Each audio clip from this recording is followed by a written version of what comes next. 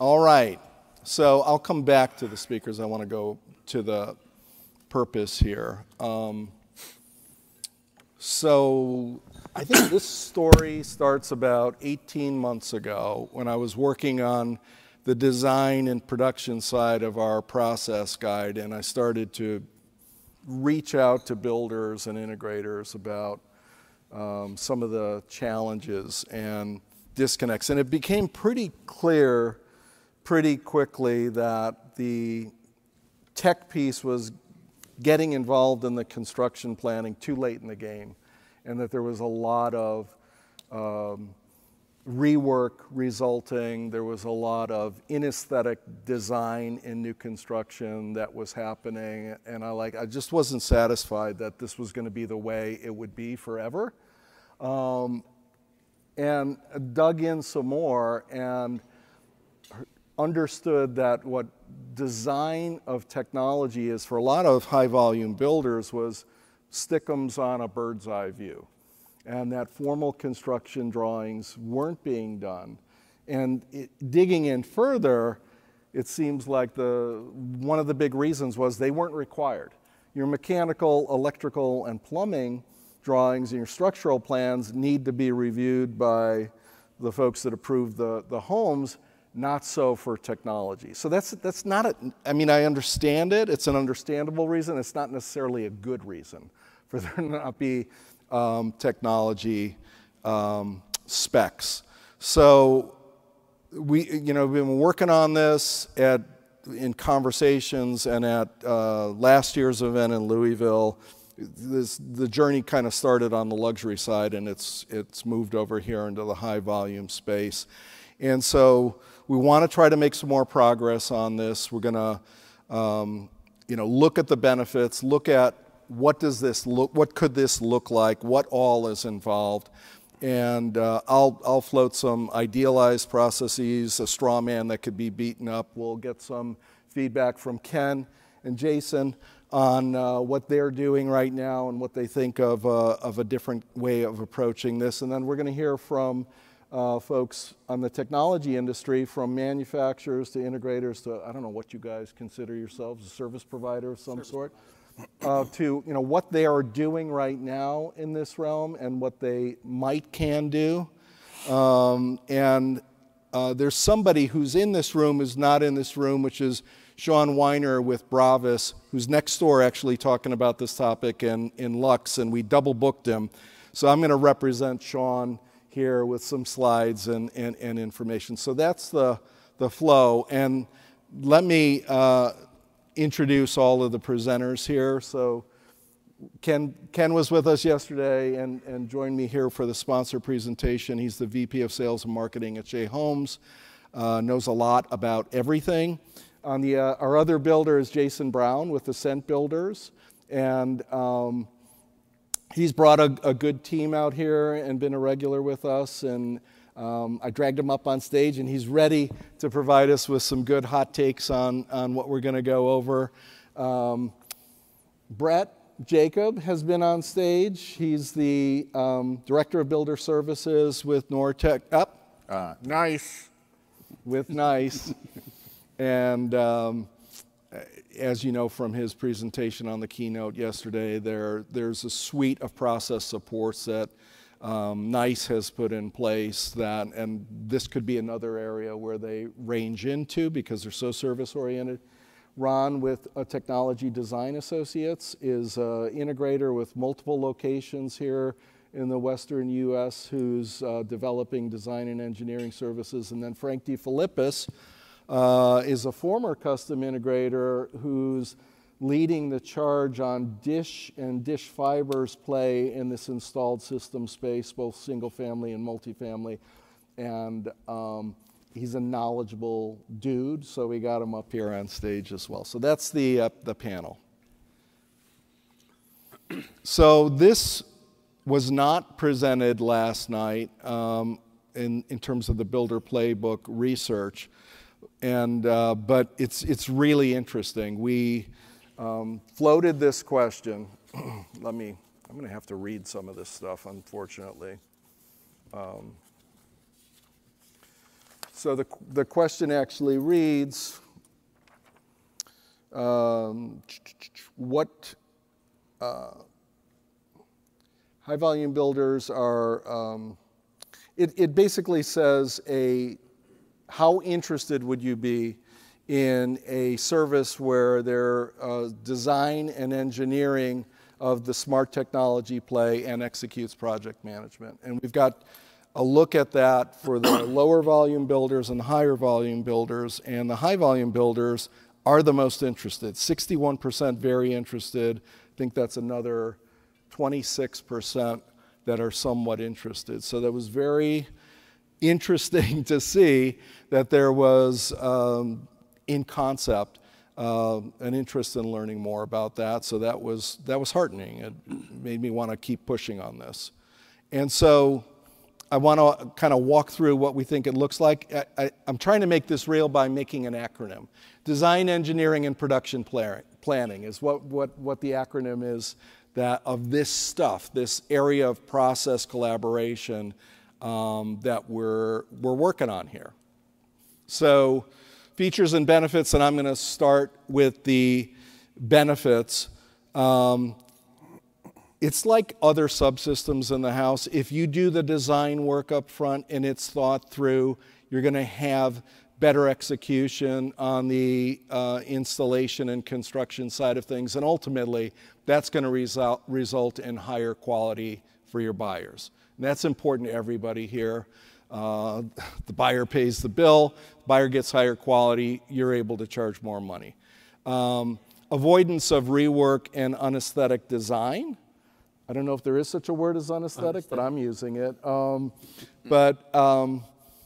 I think the classic here is the technology is installed, but there's not power in the right places.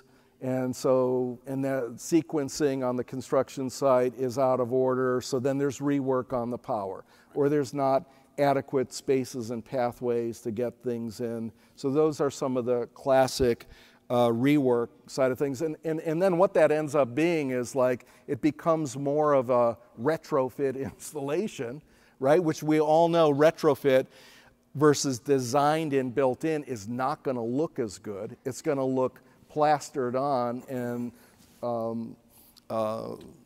it's just not gonna have the look and feel that the buyer's looking for. So I think that upfront design and engineering and production planning can generate that benefit. Efficient assignment of job site work. So if the system is designed, the builder's in a position to make good calls on the most efficient way to have this installation work. It may be that a lot of the low voltage wire pulling should be done by an electrical contractor. I don't know how you feel about this, Ron, but it could be in some cases that it's added to their scope of work, or that somebody else on the job site at the right time, because you don't need to be licensed to pull low voltage wire. Well, framing contractor could depends on your location. Yeah. But potentially even a framing contractor could pull the low voltage. So you could start to get efficiencies here if it's designed in up front and it's not being slapped on after the fact on the job site, and have money savings and time savings result from that. This next benefit, better sell-through of the tech value.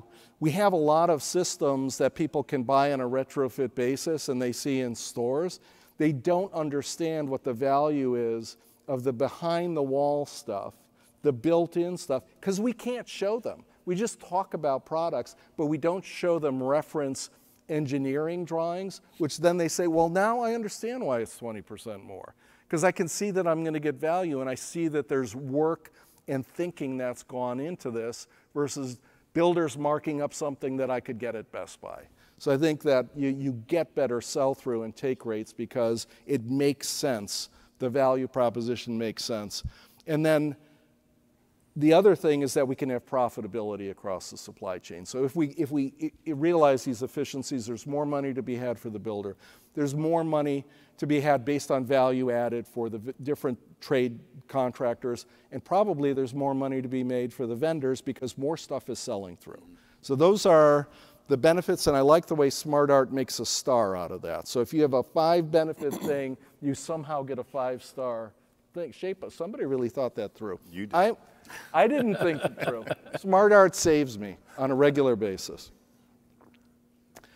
Okay, so I said Sean isn't here. Sean and I have been talking about this and working about it for a long time, but I'll give you this slide later. I don't think I'll read it out loud. I think his basic thesis there, the most important piece, is his belief that 20% of the total system cost, there's a 20% savings that can be realized in the total system cost with the upfront engineering. He doesn't really address in here the dollar upside in terms of sell-through of the options, but this is really more about the cost side of things. And I think his second or third bullet point here is about collaboration among the trades, and that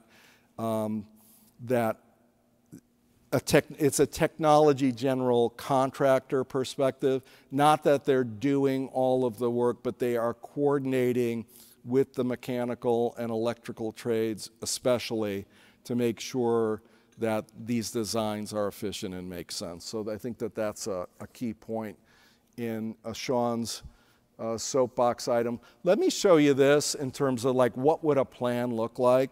And this is a straw man and folks can beat it up. But I'll dig in a little more deeply here.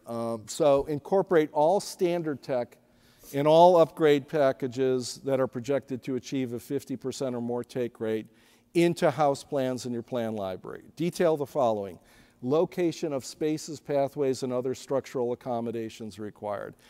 Equipment, ventilation, and cooling requirements. This can be another area where there's a hell of a lot of rework because it's not, we can't take the heat out of an equipment rack. It's more on the luxury side, but it can happen in high volume as well. That's a really expensive area of rework.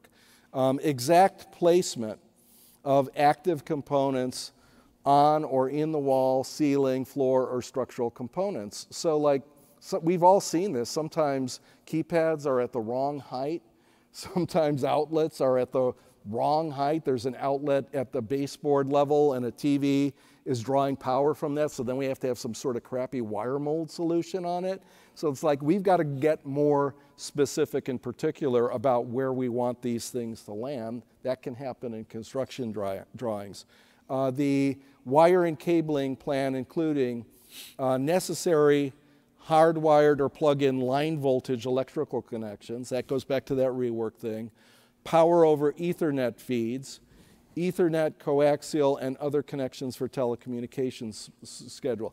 I don't know whether we can get this far, but plans should specify which tech elements, typically infrastructure, need to be installed during or just after framing of the house structure, which will be installed at the finishing stage, which will be programmed or otherwise activated or commissioned after the finishing stage, and which will be commissioned or activated post-close. Now the integrators and the trades are going to have to provide a lot of this information, but we need to know this stuff, right? So that things happen in the right order efficiently and things don't get out of sync.